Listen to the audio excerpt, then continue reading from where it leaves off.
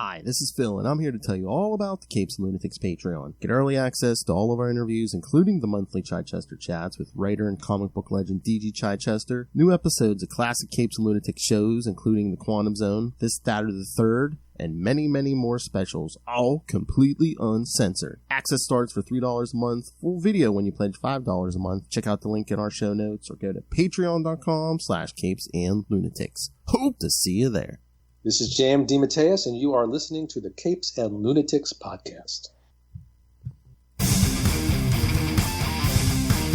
Hello, kids, and welcome to the first episode of X-Men Classics, or as we like to call it, Marvel Tales by any other name. I am Marvel Tales After X. Oh, better than Twitter. All right, I am Phil. Joining me as always, that X-Owl himself. It is Justin the Owl, morphing to another form to talk about the X-Men with Phil. His mutant power, he can sense biscuits at a 5-mile radius. That's right. At least 5 miles. All right. So, yes, this song's longer than I remember. All right. So, yes, to start us off, we figured we would cover some number ones, compare and contrast. So, I guess we were going to talk the original X-Men number one from 1963. And then, of course, we had to talk X-Men 1 through 3 from 1991, seeing as how X-Men number 1 was, is that still the best-selling comic of all time, I believe? Does it still hold the record? It It very well may. It's a hard record. Yeah. Because what was that? Was that a million? That was at least a million, wasn't it? I think it was, yeah. Hold on. I know I've looked this up before, so... And it's cool also because it's like 30-year increments. Yes. Like between the Uncanny X-Men number 1 and X-Men number 1 was 30 years, and it's been 30 years since X-Men number 1 now. Oh, yeah. List of... Okay, here we go. 10 best-selling comics of all time. Right, of course the list has to get backwards. All right. Of course. Yes, X-Men number 1 is number 1 still. It's still number 1. Wow. That's impressive. 8,186,500 copies. Wow. Sold. That's incredible still to this day. Yes. Number 2 was X-Force number 1 with 5 million copies. Wow. Yeah. That's equally a surprise. Oh, geez. Number 3, Adventures of Superman 500 with 4,200,000. Wow. Where the reign of the Supermen starts. Oh, that's not the death of Superman? No, that's kind of, where that's where we first get introduced to all the Supermen. Oh. No, number 4 is the death of Superman 75. Oh, that was 4 on the list. Yeah, 3 million copies, yes. I knew it was on here somewhere. Number 5, Spider-Man number 1 from 1990. That had to be on there somewhere. 2,500,000 copies sold. Mm-hmm. Yep. Number 6 is Spawn number 1 with 1,700,000. So, yeah, McFarlane has 5 and 6. That makes sense. This Spawn was huge. Yeah. Mm-hmm. Yeah. Oh, my. Number 8 is Marvel Comics number 1 from 1939. What? Marvel Comics number 1, the Human Torch on the cover. They're saying that's number 8 of all time. Really? Yeah, with 880,000 copies. Oh, wow. Like, really? That's strange. All right. We're here to talk some X-Men. Yes. And we're going to go back 60 years. Oh, we're going to go to where all it started. All 20 million X books. You get a month. It all started. It all started here. For 12 cents. Oh, jeez. Like Lil says you can invent a time machine, so. when you see her with her and Justin with a bunch of hung young men in their house are wallpapered in Action Comics number 1 and you better believe 15, it. Yeah. Some prime Hollywood biscuits from the golden age. Oh, you better my. believe it. Oh, there you go. Hey, okay. All time could be any time in history. Who was the picked who was the hottest biscuit in Hollywood ever. From the old time, probably Marlon Brando or James Dean. Oh, really? Like those, yeah. Especially Marlon Brando. Was like a young Marlon Brando, like in those first few movies he did in the 50s. God. Oh, yeah. My.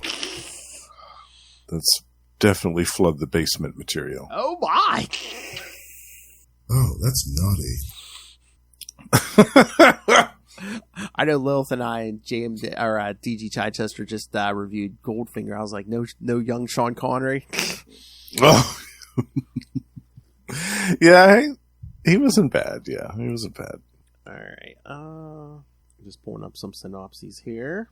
All right, so yes, I have some thoughts, especially on this first one. All right, X-Men, because I was like, wait a minute, yeah, it was only called X-Men because I think I just saw it when I was pulling up synopsis. I guess they didn't like rename this series to Uncanny X-Men. I thought it was earlier than, but I think it's like those issues where they did like Days of Future Past. I'm like, it was like around 42 or something. I'm like, it was that long for them to rename the Uncanny? I thought it was way before that. Yeah, me too. That's really surprising. All right, so yes, X-Men #1 from September 1963. The title X-Men. So who put all the thought into that title? Well, kids, your writer Stan Lee, Excelsior. penciler Jack Kirby, inker Paul Reinman. There is no credited colorist. Letterer Sam Rosen and editing himself, Stan Lee. Excelsior. Doing double duty back in '63. You know it's gonna be a wild time when your writer's editing himself. And I love how the colorist gets no credit on this issue. I know. So basically, anyone who's alive at that time can take credit, kid. Yeah. All right, so at Xavier School for Gifted Youngsters in Westchester County, New York, Professor Charles Xavier summons his students telepathically. When the Beast, Angel, Iceman, and Cyclops arrive, he puts them through a series of exercises to hone their mutant talents. Xavier then introduces them to a new student, Marvel Girl, to whom he explains the purpose of his school. His students do receive an education, but they are also the first line of defense against evil mutants. Meanwhile, at Cape's Citadel, Magneto causes a rocket to crash. The next day, he takes over the whole base and claims it is in the name of Homo Superior, i.e. mutants. When Xavier hears about the incident, he sends his X-Men on their first mission. Cyclops uses his I-beams to make a hole in Magneto's force field, thus alerting him to their presence. Magneto launches a volley of heat-seeking missiles, which lock on the Angel.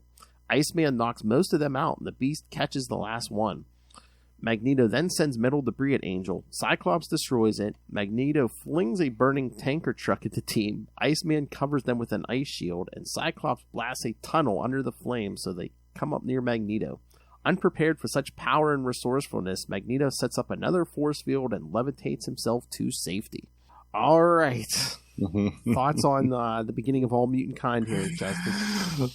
It's a bit of a mixed bag, this first issue, Phil. Yeah, because we get some good action with the fight between the X-Men and Magneto, which, in my opinion, is kind of the highlight of the issue. Like, the action is where it's at for me.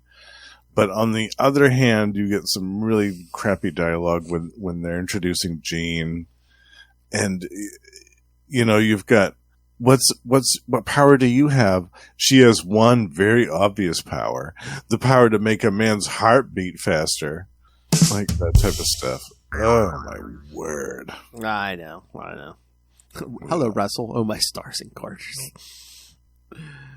Yeah, I know, and I don't know if it's just Stan not knowing where he was going to go in later issues, but I'm like, there's no, at least to me, there was no. It didn't seem like who's the leader of the X-Men in the field. I'm like, I easily could have seen them making, from the way that issue 1 went, and if I knew nothing else, I could easily say, oh yeah, Angel's like the field leader. Because I think he had at least as much to do as Cyclops, if not more. Yeah, it was very ambiguous. And did you like how Cyclops was Slim Summers? Oh, yeah. Yeah. Yeah. Good stuff. Oh, Russell said the original X-Men stuff kind of stinks, much like Hulk took a while to find its footing. It's true. And also, these original X-Men issues, I have such a hard time with non-blue furry beast. Like regular Hank McCoy with big hands and big arms, just and big feet, just doesn't do it for me. Yeah. You heard it here first, kids. For the first time ever, Justin has a problem with big feet. Keep those big feet away from me. Oh my. Justin just like them as an indicator. That's all. That's right.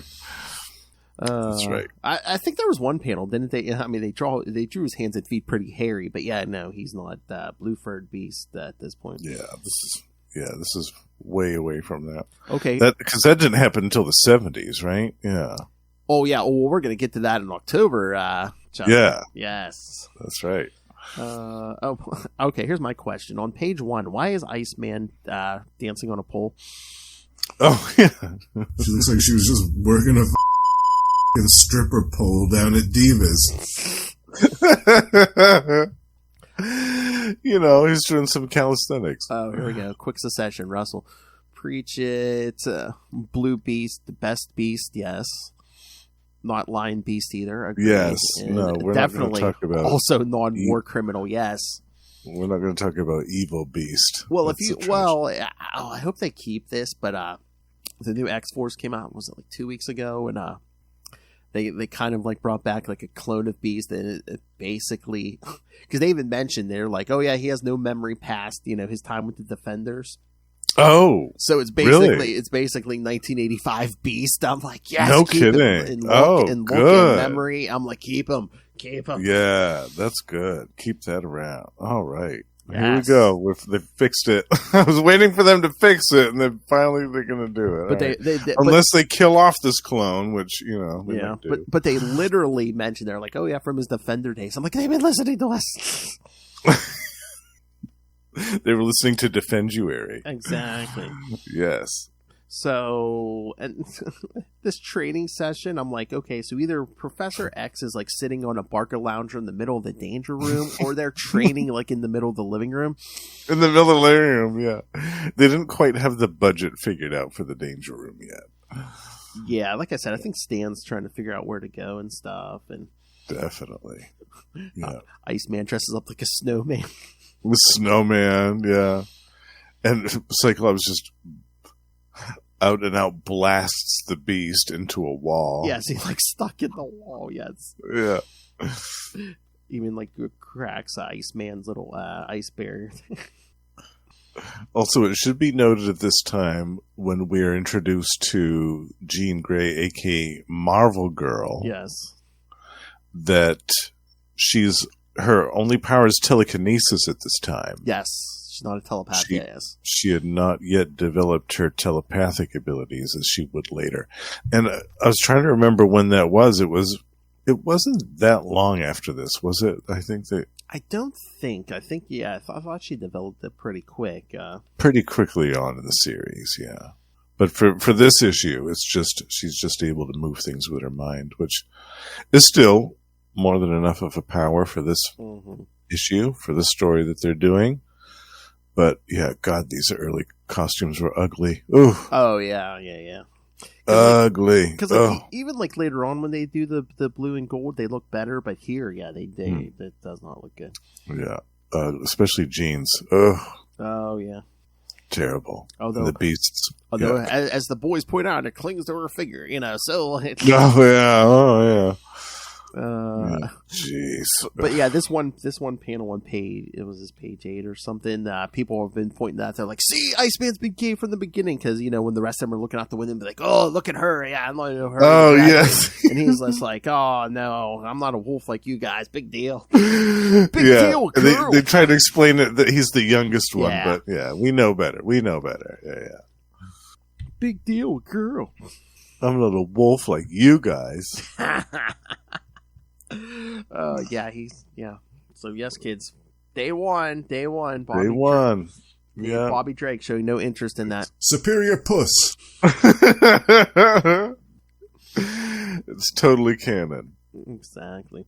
And Bobby's Iceman appearance is very different in this. It's kind of like the original Thing. How the Thing after Ben Grimm changed initially, he was kind of like faceless and lumpy and stuff. Well, so is Iceman here. He's kind of more like a snowman. Yeah, I was gonna say they call him Iceman, but it looks like more like he's built out of snow. Yeah, like a walking snow cone. Yeah. Yeah. But yeah, again, it's like half this first issue. They see, I mean, it's training, but it seems like the X-Men are just beating the crap out of each other. You know? Mm-hmm.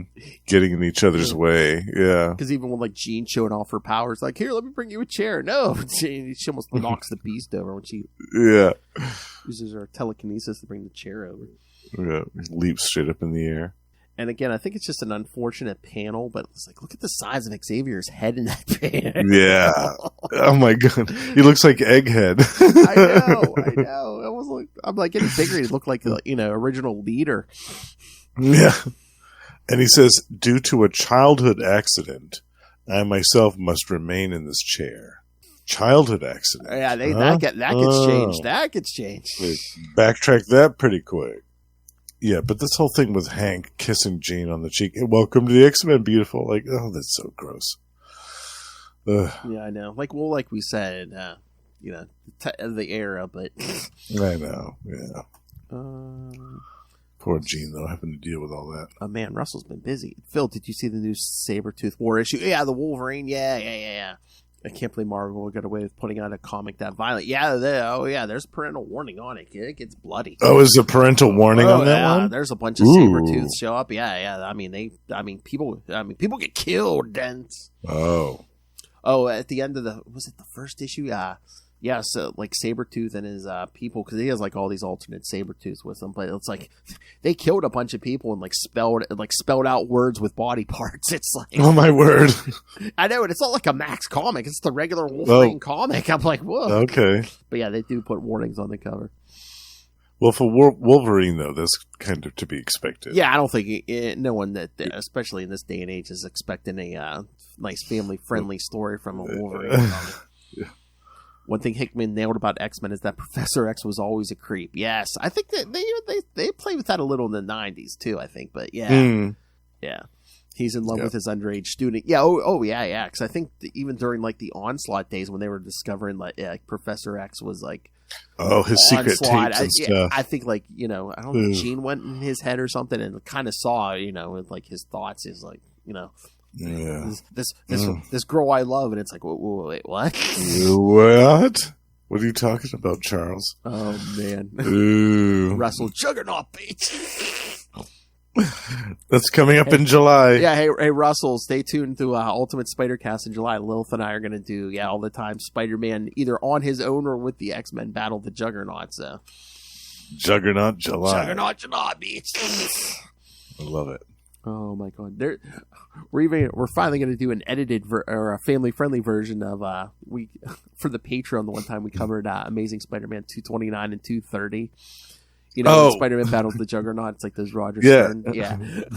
And on the Patreon, every time the Juggernaut's name was mentioned, I said the effing Juggernaut. I lost track of how many times. And I'm like, the effing Juggernaut. You're gonna do a new version of that? Yeah, but we're gonna. It's gonna be. Lilith. I don't know if I can hit the button that much, but I should be like, I'm the Juggernaut. Yeah. You might break that button by the end of the episode.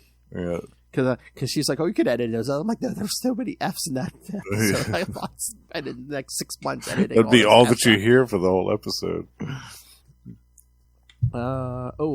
Russell, I'd be happy to guest if you ever discuss Mr. Sinister or Apocalypse. Well, I mean, we'll get there eventually. Oh, yes. We're going to cover everything. Oh, yeah. I know Ray wants to do X Factor. At least that Peter David X Factor. Definitely. We'll do some Peter David X Factor. I was going to say, Ray just wants to do Peter David X Factor, right? Because I was going to say, at some point, we got to do some of the early X Factor. I love all the, I love the whole thing. Yeah, the whole thing of X Factor. I love all of it. I even like some X-Force. I love Fabian's stories. I don't care who's drawing it. Even if Rob Liefeld has little pick feet, I'll still read it for Fabian's stories and the characters.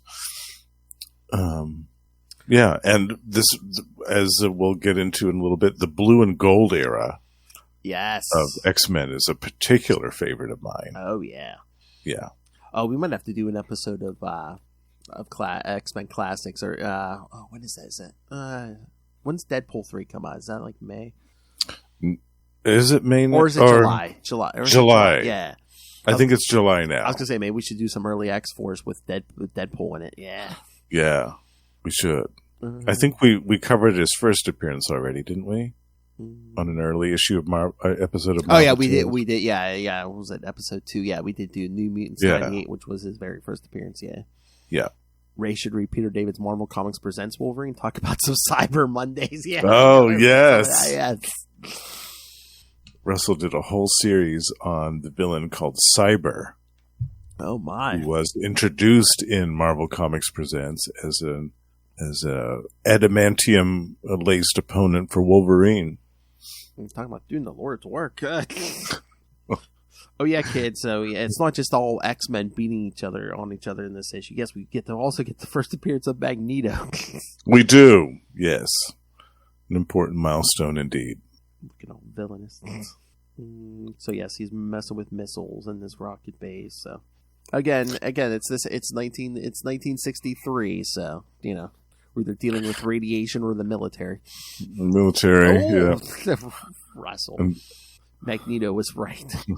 Okay, Lil, let's settle down. I love you. I love Magneto makes like that floating message in the air, just with like random. Surrender the base, or I'll take it by force, and then in cursive, Magneto. I know he makes a message with like dust particles and stuff with his powers. It makes his signature cursive. I love that. If I had that power, I would get up to so much mischief, writing stuff in the sky. I mean, I guess it's his first introduction kind of to the world, but I'm just like, because would someone be like, what's a force Magneto? No, my force, and I am Magneto. Oh. Okay, Russell, I'm going to take what you just wrote, and I'm going to make a joke out of this. All right. What do Justin and Magneto have in common? They're both always messing with missiles. He's always messing with missiles. Double biscuits for me.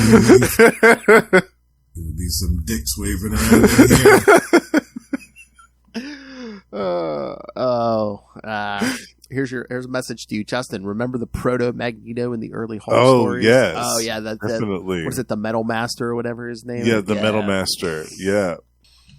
Oh man, some of those early Hulk stories were groan-inducing. I know. I read some of them. Yeah.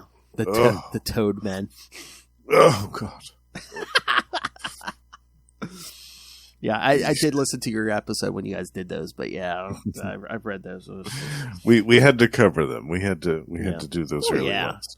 You're doing a Hulk podcast. You got to cover the first for sure. Yeah. Yeah, but I'm glad we got them out of the way early. Let's put it that way. I'm glad we don't ever have to talk about them again, unless we absolutely have to. Run me over with a forklift inducing. Don't lie. Yeah, Russell really did not like that. Oh, yeah, there were some laugh moments. We did have some laugh moments from some of those issues for sure. Yeah, and all the milk sop. I was gonna say, milk sops. Yeah, totally. Yeah, there was some good laughter to be had, but a lot of the dialogue, especially the way that Stan wrote some of the women back then, yes, yeah, stinks. Yeah. But yeah, Magneto just waltzes onto the base and takes over. Yeah, I love how he just kind of casually, all those men just kind of fly out of the way. I know. All those soldiers, he just waltzes right through them all. And then he just uses his magnetic waves to keep them all corralled and stuff. Yeah. So yes, he's claimed the whole installation. And then back at the school, Jean's put her uniform on. Wowee! Look, she's like she was poured into that uniform. Where did the new doll go? Oh, there she is. Ugh. Yikes! Oh boy. Again, it's a bunch of old men trying to write as teenagers, dialogue for teenagers. Yeah. But then... Yabo! Action at last! Gangway! I know, because Professor X calls them. You have 15 seconds. No excuses will be tolerated. Yeah, Professor X is a bit of a stern taskmaster in this first issue, isn't he? I commend you on your punctuality. Well, you threatened us telepathically. What are you going to do? Give us a cerebral hemorrhage if we're 5 seconds late? Exactly. So is Iceman going into battle naked? He's like, all I got to do is ice up and put my boots on. He's got a thong on underneath all that. Oh, my. And then, of course, okay, again, this will be the first appearance of Angel has to strap them wings down. And yes. Yep. Then they got to drive to the airport and get on Xavier's little private jet there, which he pilots by mentally. Yeah, he's... Okay, yeah. Okay. You mean the professor is guiding the plane from the ground by thought impulses? If he can run the plane telepathically from that distance, why isn't he going to confront Magneto with them? I know, yeah. No, he's in a wheelchair. Well, his power's not physical, so what?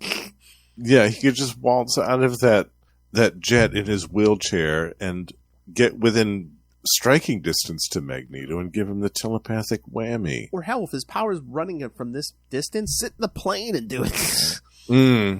Yeah, he wouldn't have to get that close. Yeah, it's so funny. And these costumes, especially in this battle. I mean, like I said, the battle is my favorite part.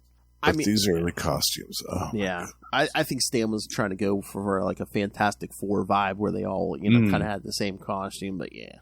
Yeah. I am not a fan of themed costumes and superhero teams. I think they're stupid. And the blue is too dark. I mean, it's almost black. I mean, if that was like a lighter blue, maybe. But yeah, those costumes are... I don't think Jack Kirby was feeling them costumes. No, that wasn't his best day on the designing board. But luckily, it didn't take them long, I don't think, to refine some better replacements. I think it was just a few years later they got the... Oh, yeah, once they kind of get their own separate costumes, yeah. Yeah, that was better. That was a step in the right direction. Oh, that Magneto firing all those missiles at the X-Men. Yeah. I love Iceman. Yeah, I'll just freeze them up. They'll drop to the ground. Yeah, let's just drop these missiles from a height. Nothing's going to go wrong there. Yeah, even if they fall from hundreds of feet, no big deal. Or hey, the Beast is just going to catch one with his feet. Yeah, no problem. Yeah, that's not going to be hot or nothing. Marvel Girl mentally hurls the missile into the sea, where it harmlessly detonates upon impact. Exactly. And then Magneto throws a bunch of metal crap at Angel, so Cyclops has to blast him free.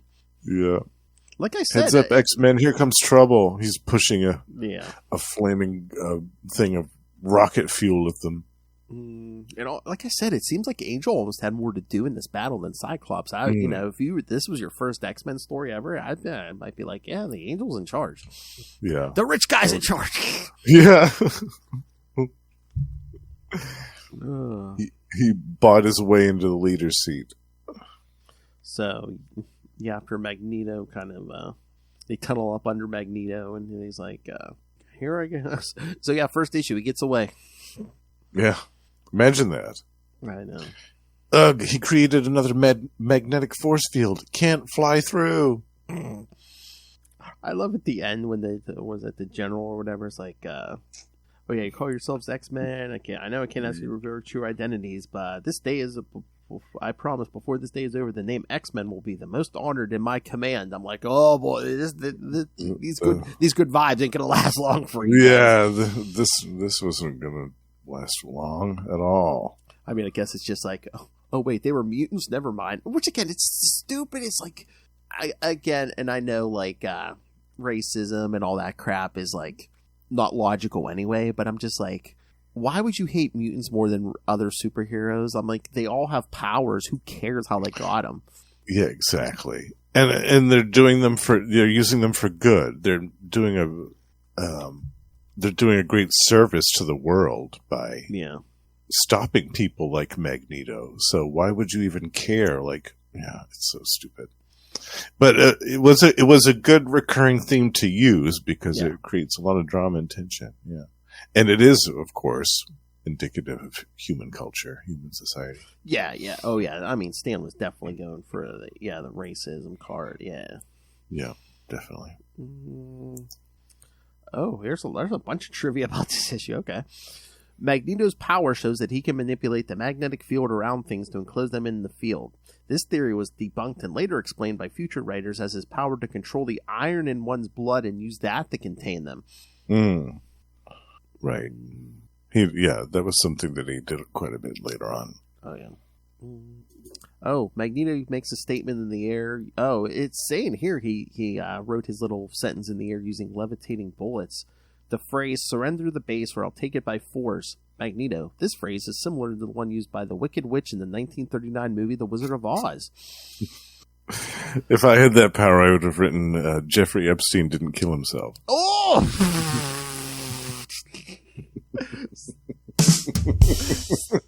Oh, my. What, he didn't hang himself 20 feet off the floor? Okay.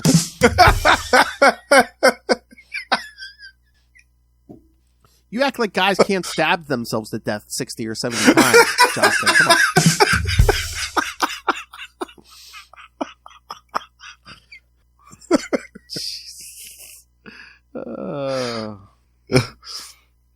Oh, geez. Oh, yeah, because they made a joke when Beast and Iceman are training about throwing ice balls and comparing basketballs, and then they mentioned the Harlem Globetrotters. Oh, right. Yes. That's right. And yes, Cape Citadel was Cape Canaveral, blah, blah, blah. Cape Citadel. That was cute. Oh my, okay, of course, yes. There has been a long-standing fandom debate whether or not Stan Lee and Jack Kirby lifted elements of the Doom Patrol to create the X-Men, because unlike the Doom Patrol, the X-Men are led by a wheelchair-bound mentor. The members of each team wear matching uniforms and are considered freaks and or possible menaces to society. The Doom Patrol series debuted first in the comic book My Greatest Adventure, cover dated June 1963. Lee always maintained that the similarities were entirely coincidental and pointed out that given the nature of publishing comic books in the early 1960s, the first issue of X-Men would have been far into the editing stage by the time he could have even seen an issue featuring the Doom Patrol. However, Doom Patrol creator Arnold Drake has stated that there was a lot of fraternization between the comic book creators of each company, and Lee could have known about the Doom Patrol concept before the series debuted. It is worth noting, however, that Lee and Kirby's own Fantastic Four series debuted before even Doom Patrol was a substantial hit. Lee and Kirby were most certainly referencing the FF when they created the X-Men, and it is possible that Drake might have been inspired to create the Doom Patrol after seeing... Yeah, again, it's always the serpent eating its own tail, you know. Yeah. One person gets inspired by something else, and it creates a chain reaction. Yeah, definitely. Yeah, as far as the Doom Patrol X-Men argument about which one came first, I'm kind of the camp where I agree that it was coincidental. I mean, the timing back then, and that wasn't the only instance, rather, of that happening. There were a lot of other stuff that was... I think that's just that plot device they used back then, where it's like, oh, why isn't the leader out in the field with them? Oh, he's in a wheelchair. Right. Definitely. All right. Any other thoughts on this one, Justin, before we jump ahead almost 30 years? Yeah, that's true. Let's leap ahead 30 years. All right, kids. Now we're going to get to the greatest selling comic of all time. Still, yeah. Oh, yeah. Oh, please.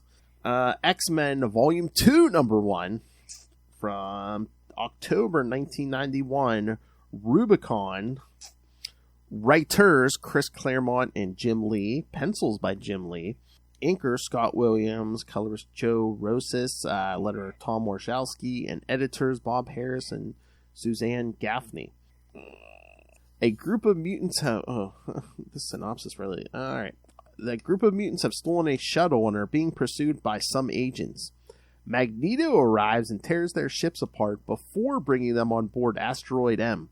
At the mansion, the X-Men are testing the building's defenses. They split into two teams, but only Wolverine, with Psylocke's help, is able to breach them. The two different crews fight on board the asteroid until Magneto stops them. One of them, Fabian Cortez, who will become a big figure in the 90s, has a suggestion for Magneto. Back at the mansion, the X-Men Blue team respond to a signal that Magneto is up to something. He has raised a nuclear submarine. Yeah, the same one he sank years ago. The X-Men confront him, but after a brief battle, he flies off with the nuclear weapons. Rogue tries to follow him to talk, but is shot down by a Russian plane. Magneto is hurt and healed by Cortez. Rogue is found in Genosha and is pursued by the newly formed Acolytes, wanting her to join them. She disagrees and fights them, and the X-Men arrive to help her. Magneto turns up and declares that Asteroid M will be a haven for all mutant kind. All right, thoughts? I love this one. Yeah, oh yeah. I do. Yeah, this is great. And again, this is where the whole blue team, gold team start, because yes, kids, right. For those of you who may not know the comics of this era, yes, Cyclops would lead the blue team and Storm would lead the gold team, because this is when the original 5 X-Men were X-Factor, and this is when they kind of folded them back into the fold for no particular reason, not that a certain animated series want to be coming within the next year, so. Right. They're getting all their ducks in a row, so to speak. But yeah, these two teams had been separated for years. Oh yeah. And so to merge them together was a pretty big deal. And the fact that they shook up the lineups a little bit was really cool. Oh yeah, because all the original 5 weren't together on the same team. Yeah. Right. And you had new people like Gambit. Oh yeah. And Psylocke, who had just been transformed. Jubilee. It was, you had some new characters as well. So this, like I said before, this was a particular favorite era of mine. I liked the fact that we had 2 different teams of X-Men that were very different, but both very cool. And I'm trying to remember also, not only is it best-selling, but is X-Men 1... I was going to say, maybe it's not the first one with varying covers, but I mean, this is like the first one I remember. Didn't that thing have like 4 or 5 different covers? It did. If I remember right, there was one that had like the front and back cover. It was like a gatefold. Yeah. Because I know on the app, they got that. But yeah. Although, is that all the covers? Because didn't they like split up like the image? So I feel like they did. Yeah. But then there was... Yeah, they did like 3 or 4 different printings, I think. Definitely. Sold so much, they had to do a ton of printings of it. That's the thing. Was like, I don't know if it's worth anything, because I think there are so many copies in the wild, because they printed, again, they sold literally 8 million copies. Then they did, second printings, probably third printings. It's just... Yeah, I don't know. I think I just have the basic one. And again, Jim Lee, a great artist, but that's going to be the healthiest looking Auschwitz survivor I've ever seen. I know, right? Yeah. Again, Lil's always like, "Oh, it's the magnets that keep him young." He's manipulating the iron in his blood to make himself look younger. Because again, in 91, I mean, he would have to be at least in his 60s? Yeah. Definitely in his 60s, yeah. I mean, he's got the gray hair, but... Yeah. But he's a biscuit. Silver Fox. Oh, yeah. I remember the first time I heard this thinking that the Acolytes were kind of like a new version of the Brotherhood of Evil, or an updated version of the Brotherhood of Evil Mutants from the 60s. Kind of, sort of, yeah. Because that was kind of like a group that held... Magneto, the Brotherhood rather, was a group that held Magneto almost in a kind of religious figure, like he was the one that was going to lead them all to salvation. And this is essentially what the Acolytes believe as well. Mm-hmm. That Magneto is the chosen messiah of mutant kind. Oh, yeah. and that he is going to lead mutants to a new golden age of prosperity and dominion over the earth. I mean, I could see that because I think there's a lot of homages in this for X-Men #1 because because again, the Acolytes could be the Brotherhood, which we get later, but it's like it's X-Men #1. Magneto's here. The X-Men are training at the mansion. So right.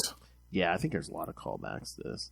And we get the callback to when Magneto sunk the Leningrad submarine. Yeah, because wasn't that around? It was like I think it was like 150. It wasn't in like 150. Yeah, so it'd been a while.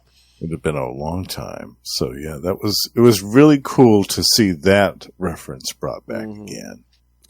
But again, I mean, this training session a lot better than that first X-Men we just covered. Yeah, definitely. I love that. Tried to storm the house. I mean, oh god, I like. Then you got the big Russian biscuit crashing. Smashing right through. Oh, I love it. Looking good too. He is. Then Gambit, Wolverine, and Psylocke coming in through the sewer. Yeah, I remember that panel used to be a T-shirt. Oh yeah, that used to be a T-shirt. I remember seeing that a lot. Once again, man, that Jim Lee Psylocke looking very healthy. Yeah. So good. So good. I love Gambit breaking in, gives Jean the kiss, and then it's Jean with her wand closed up. And I love Cyclops, and Jean just says, "Oh, those eyes, that grin, the body takes a girl's breath away." And Cyclops says, "Really? When the next opportunity presents itself, remind me to drop a truck on him." Professor X is like, "Cyclops," telepathically. And Cyclops goes, "A big truck, Cyclops, a really big truck." That's when he has to speak out loud. Cyclops. Not to worry, Professor. While you're away, old fearless leader here mastered the art of deadpan humor. Keep calling me that, Furb. I'll show you deadpan. But yeah, I love this scene. Yeah, Professor X just sitting there. You see that Wolverine claw popping out of the floor. Bursts up out of the floor. There's still like a robot, basically piggyback on his back. And his suit's all torn up. He's like, "Your robot duplicates fooled the cage and not me." I know you're sent too well. Yeah, because it was like tag the Professor, so he pops those claws. The claws out in his face. He's like, "Bang!" Oh, you're it. Late '80s, early '90s. This phrase got used over and over. Bang! You dead. You dead.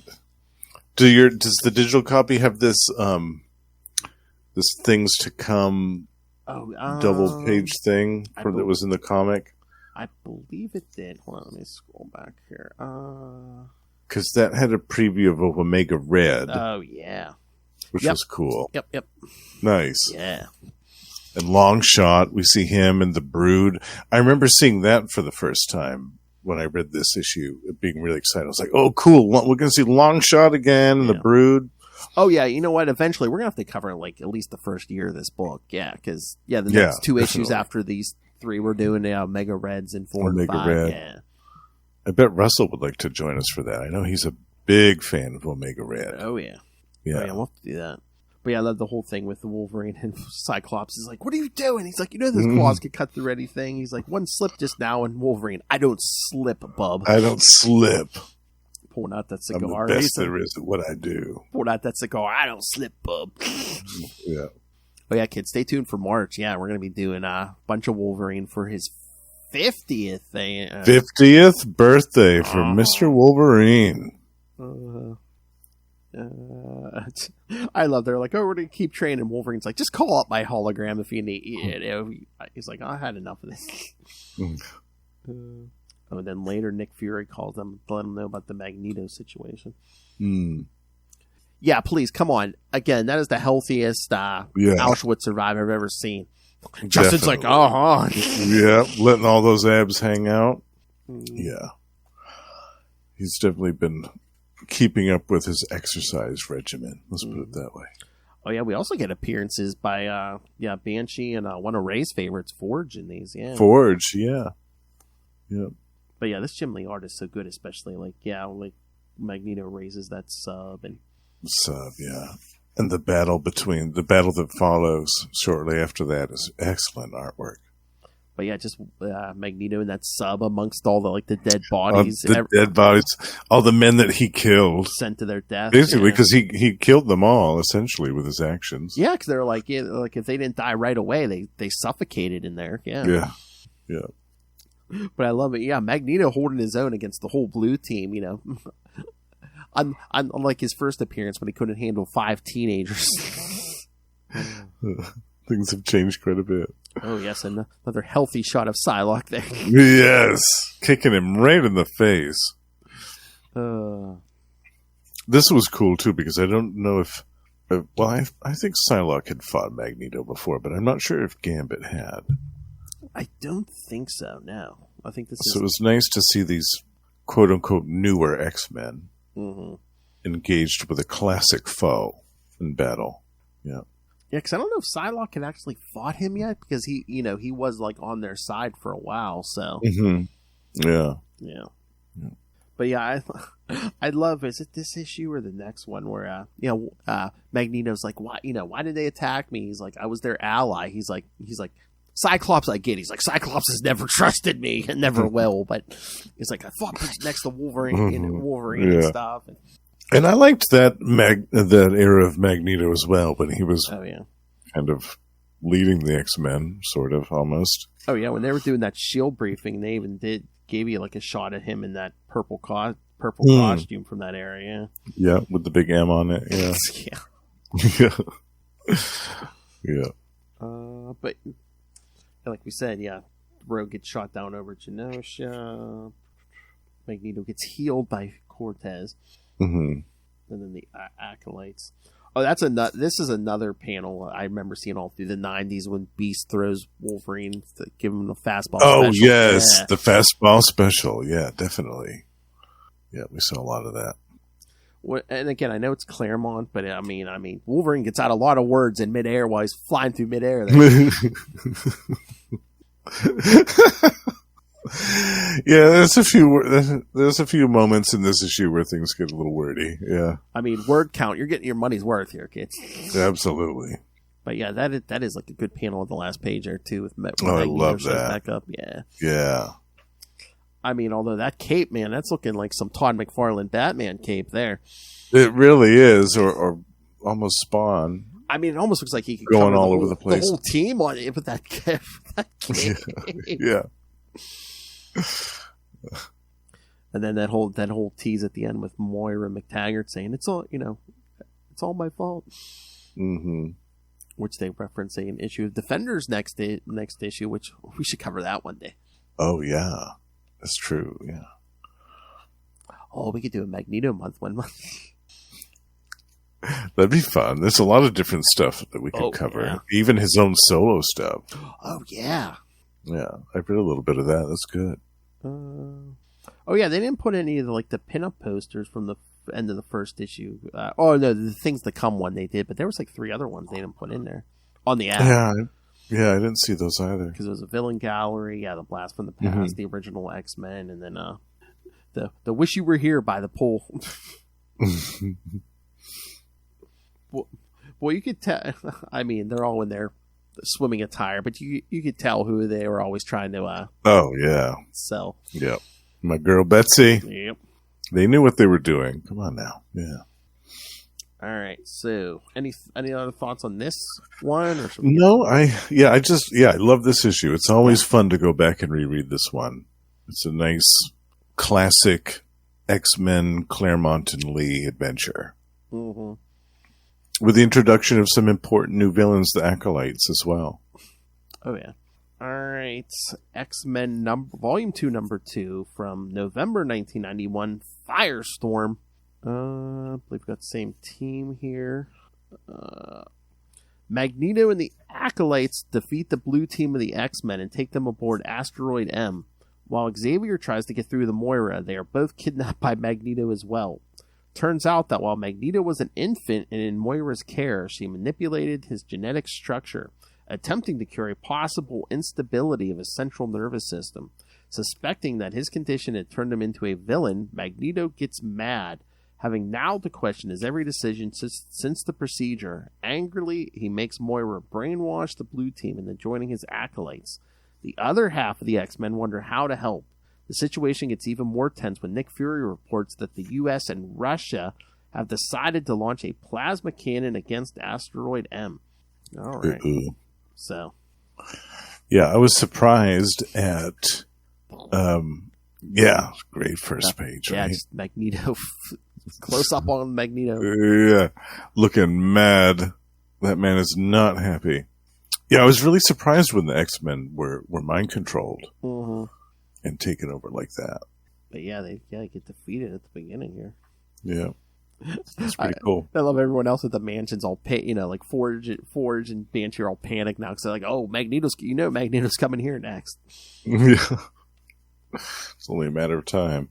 Man, Psylocke's got a pretty bad weakness here. You know, she can only use that psychic knife when she's like thinking or telling you what it is. Right. She's got to explain it to you before she uses it on you. Exactly. Really stink it. Yeah. Although I was also surprised at how badly Fabian Cortez lays a KO on her, knocks her right out in this one. Oh yeah. Well, he like rubs up her powers in the beginning, you know, which is supposed to like, you know, she's hearing all these telepathic thoughts and stuff, but then she's like, well, my psychic knife's stronger because it goes right through Magneto's helmet. Yes. Yeah. She turns it to her advantage. But unfortunately, that's when Chrome comes along. Yeah. And takes out both Betsy and Rogue. Oh, yeah. He even like turns Beast and Gambit into Chrome too. Yeah. Yeah. Basically everyone but Cyclops and Wolverine. Yeah. But yes, we see the Russians are planning to attack. Yeah, I love to. Professor X goes to talk to Moira at the boat house, and Magneto lifts it into orbit. And the whole boathouse with them in it. Yeah.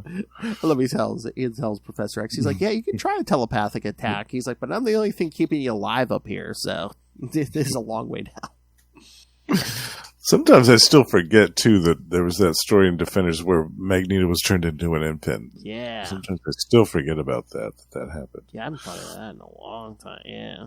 Yeah. Yeah, because that's going to be an old... Yeah, that's an old story. Yeah. Defenders 16. Defenders 16, yeah. And, of course, yes, Eric the Red changed him back into an adult, then Uncanny X-Men 104. Yes. So he thinks, you manipulated my mind. Which I guess, so I was kind of confused, but I think what they meant was, she kind of had to do a procedure on him because, he probably had his powers as a baby, and, mutants usually don't have their powers that young, so. Right. It was messing with his body. Yeah. And she makes a little bit of a reference to her own son, too. Who she was trying to help at the time. Yep. Proteus, yeah. Oh yeah, and we would start setting up the Omega Red stuff in this issue. Shinobi Shaw. Yeah, Shinobi Shaw, son of Sebastian Shaw. Yep. That's funny when Magneto captures Xavier and then he sees the blue team. He's like, "Oh, you're here, save me!" And they're like, "No, we joined Magneto."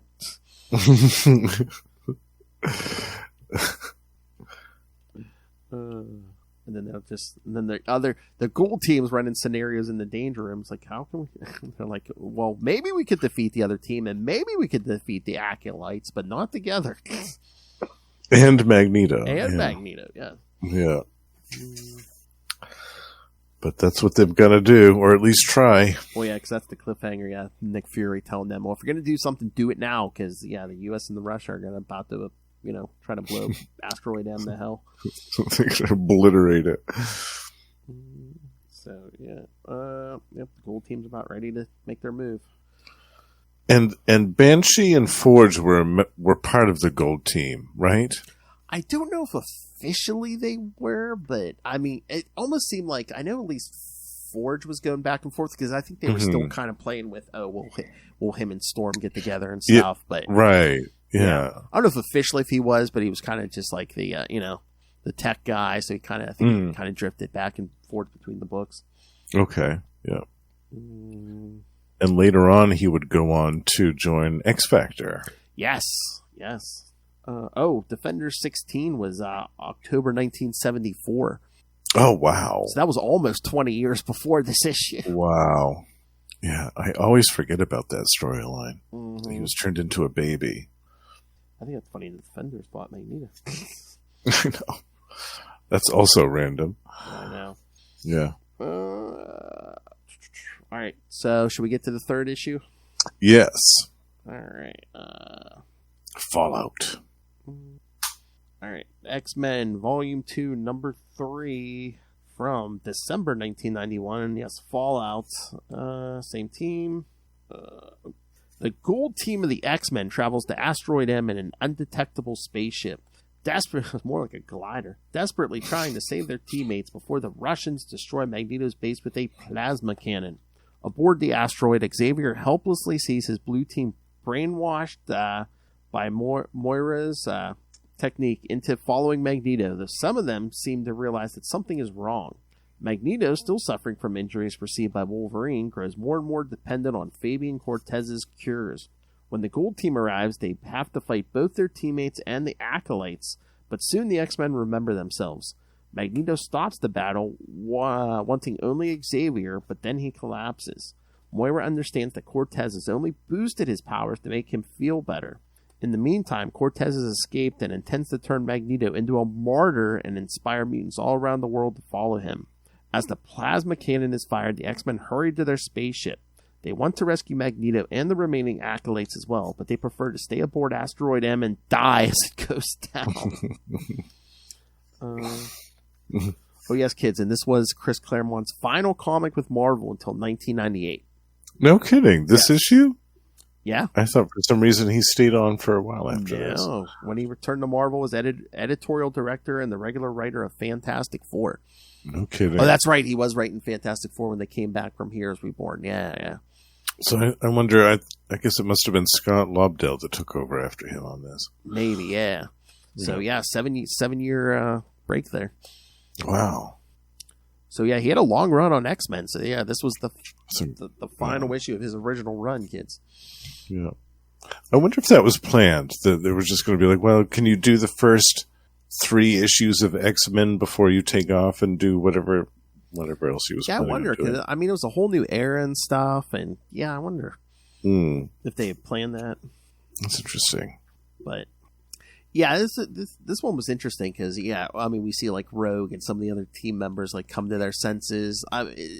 They hinted at Wolverine first, and I'm just like, did he come to his sense? They never really spell it out. I'm like, did he come to his senses, or was he faking the whole time? Because his mind has been messed with so many times. I could see them saying, "Well, yeah, it didn't work on Wolverine because he's had so many mind wipes and stuff. It's not going to work on him."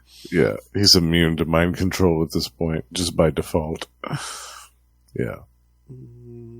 Yeah, I really liked. For me, the highlight of this was the fight between the 2 different teams of X-Men. Yes. The battle was great, but I also liked the whole scene at the end where Xavier's pleading with Magneto, and they're getting closer with the cannon, and there's all this tension mounting. It's a really good way to wrap up the story. Oh yeah, there's a lot of excellent dialogue here, especially with the Moira McTaggart trying to make amends for what she did to Magneto when he was an infant, and trying to, get some absolution for her conscience as well in the midst of all this.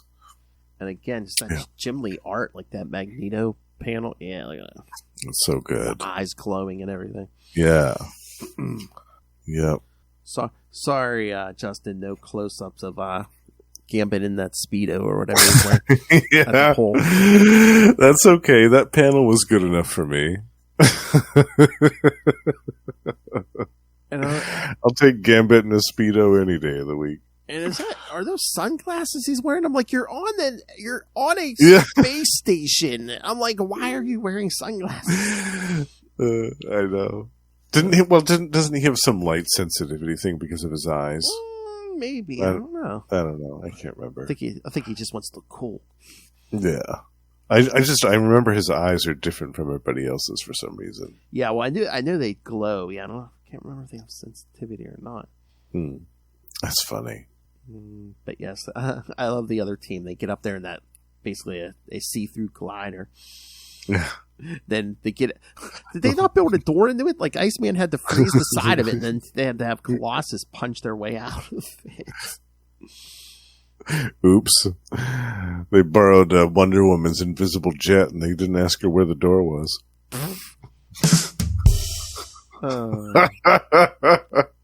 Then they break in and they see Xavier. He's like, I was hoping for a pizza delivery, and I love Colossus. Colossus. Is Professor Xavier unwell, Storm? He is making a joke.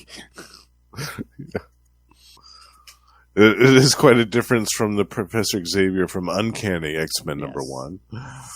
Oh, yes, and Ford showing off his 90s power to make big guns. Yes. He had a lot of those in the early 90s. Oh, everyone did. Yeah. But he also had cool stuff like the energy shield, Yes. which he utilizes in this issue, and some other stuff. Yeah. Oh, yeah, Psylocke tries to take Iceman, and that take out Iceman. That backfires when she gives That him the psychic backfires, knife, and he just, yeah. his powers just shoot out everywhere. Yeah. Oops.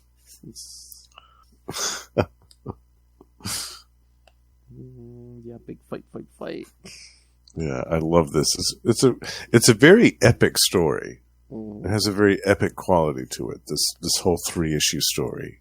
Oh, and then the MacGuffin is basically Moira telling Magneto, "No, my process didn't. It only worked as long as the mutant didn't use their power. The minute you used your power, that undid everything." So,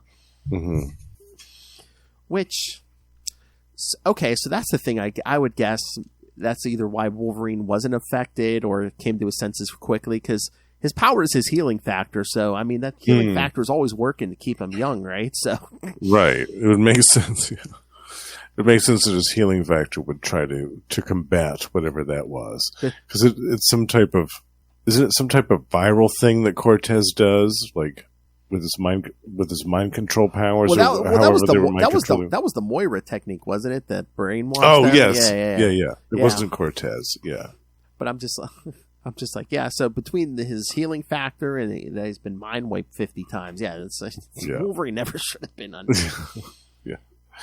He should have just coughed a couple of times and be like, yeah, that's not going to work out. I'm sure there wasn't room in like these issues, but it would have been cool if they would have done another homage where it's like, yeah, Wolverine wasn't brainwashed at all, and like basically had to sneak around this asteroid on, a la like that classic scene, when he was trying to sneak into the Hellfire Club. Yes. From the sewers. Yeah, they should have did something like that. That would be cool. And yes, kids, the satellite blows up, so of course Magneto's dead. We'll never see him again. Ever. This is it. Exactly. And the Acolytes. The Acolytes never come back after this. No, of course not now. And certainly not with a new leader. That we'll see endlessly in the 90s. And I think, what are we, like 3 years from Age of Apocalypse? Oh, yeah. Oh, we might have to do a month on that. Yes. That would take like a month. Extinction Agenda. Oh, we have that coming. Yeah. Yes. Executioner Song. Executioner Song. That's that one's a long one. That's like, what, 18 parts or something? Yeah. Well, that goes, through, what, 3-4 books? 3 or 4 different ones. Oh, yeah, probably both X-Men books, X-Factor and X-Force, yeah. Yeah. What a mess that one was. Oh, yeah. Oh, that's another thing. We'll have to do an episode on Cable and his tangled history. Mm-hmm. Yeah. And so we'll definitely have to cover some X-Force, too. I'd like that. Oh, yeah. I'm down for X-Force. Yeah. Yeah. Also, I'm excited because they're finally reprinting the Uncanny X-Force Omnibus that's been out of print for a few years. I actually missed the first printing of that. And I wanted to get that because I've only read bits and pieces of that series, but I loved it. Oh, I did. I wanted to read the whole thing. Yeah, the Rick Remender. Yes. Yeah. Is that the iteration with Psylocke's in there, isn't she? Or Psylocke, Wolverine, Phantom X, Deadpool, and Archangel. Yeah, so good. I love that. So I'm excited. That's, I think, coming out this summer. That omnibus is being reprinted, so I'm going to pick that up. Keep you updated on that, kids. Yes. Oh, what was the one? Was it Fatal Attractions? The one where Magneto rips the adamantium out of Wolverine. Yes. We should do that or something. We should. Like, either maybe 2 separate episodes. Do the one where he gets the adamantium pulled out, and then when they put it back in. Yeah. And another one where he gets his hand chopped off. Wait, Wolverine? Yeah. That's Age of Apocalypse, isn't it? Yeah. Oh, is it Age of Apocalypse? I think it's Age of Apocalypse. Yeah, an Age of Apocalypse. I think he just okay. has like an adamantium stump or something. Yeah. Yes, it was just a stump. I couldn't remember what story that was. That's so funny. Yeah.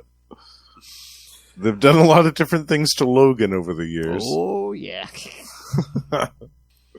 There's like a weird, there's like arc from his solo book. I think that Eric Larson wrote it. It's like basically him versus Galactus. Like it's basically on an alien planet and Galactus shows up. Because why not? Right? I love that. Was that in Marvel Comics Presents? No, it was Wolverine's book. That's what I'm saying. It was in his own title? Yeah. Oh. That sounds like a Marvel Comics Presents story. I know, it is. But he's like trying to help evacuate people off this planet. It's so funny. All right. Anything else, Justin? No, I'm really happy that we covered all of these, Phil. These were fun. Yeah.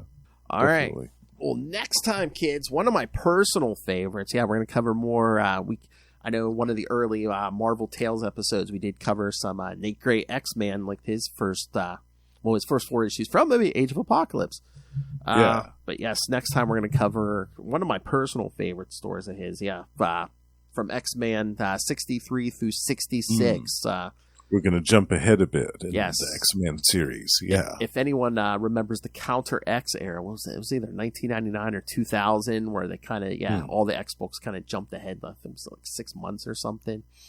Oh. There was a bunch of changes and different costumes and looks, and they're, then they. I don't think I read any of that, so this is going to be all new to me. Yeah, it was around the turn of the century. So, but yeah, I mean, you don't have to have read any of the other X books. It's just basically, there's been a time jump. Now Nate Gray's different. Nice. Yeah, so. Yeah, Very cool. I think you'll enjoy it. Yeah, it's Warren Ellis, so yeah. Yeah, I like his stuff a lot. So, yes, kids, send us your thoughts and send us your requests. What do you want to see us cover? Again, the Extinction Agenda is coming this year.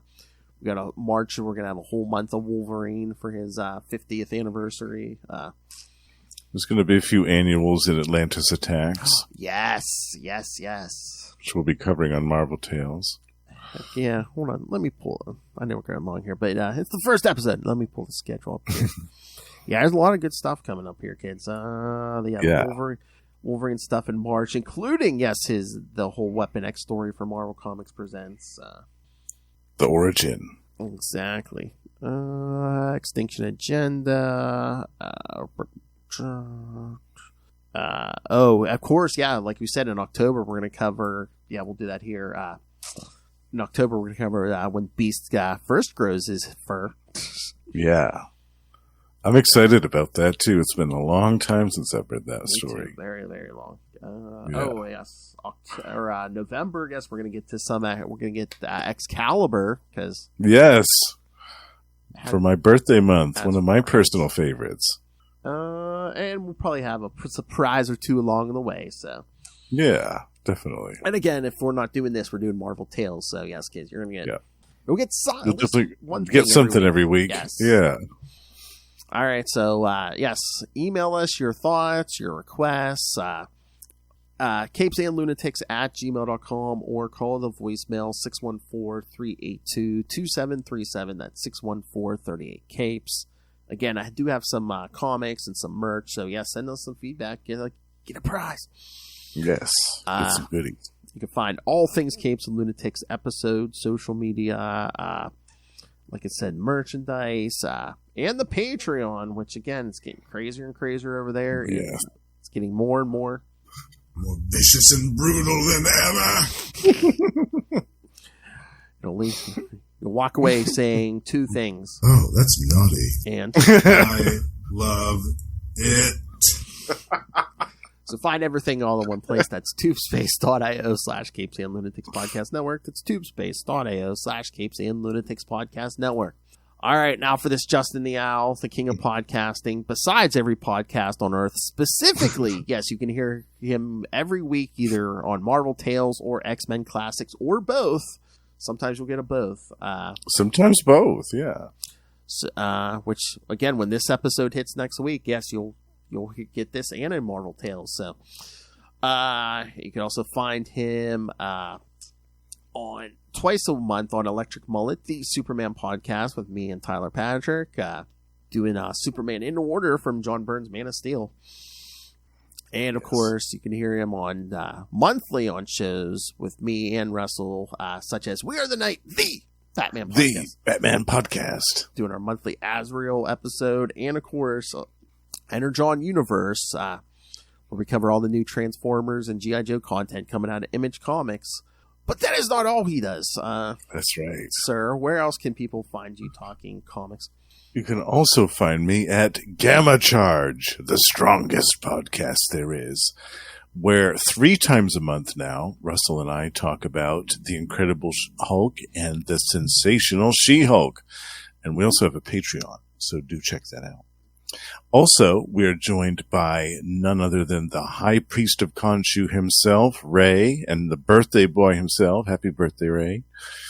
Over on Predator and Prey, the Yucha podcast, where we're reviewing the new Predator comics from Marvel, as well as the old Predator comics from Dark Horse. And Russell and I are also doing Gone, the Form of Man, the Etrigan podcast, where we are reviewing DC's Demon series in its entirety from 1974. And last but not least, the Lost Library of Legends is still going strong, my solo show, and I will be covering an Impact Comics title in the next episode called The Jaguar.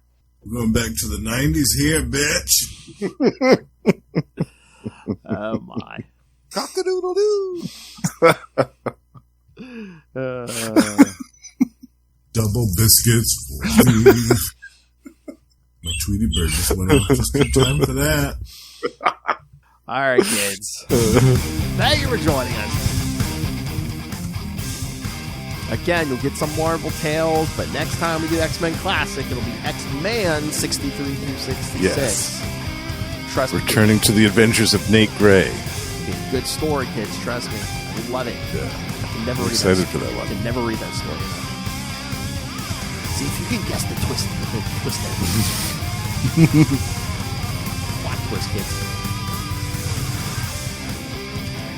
And then if you like that one, eventually we'll give you the arc after where they say, well, how did Nate Gray get to this point from 6 months ago? Oh, they fill in the blanks. Yeah. Nice. So, Very cool. if you like that, then we can do the next one where they explain what happened. Very cool. All right, kids, come back next time. You know you love it. You're attracted to the show like a magnet. Good night.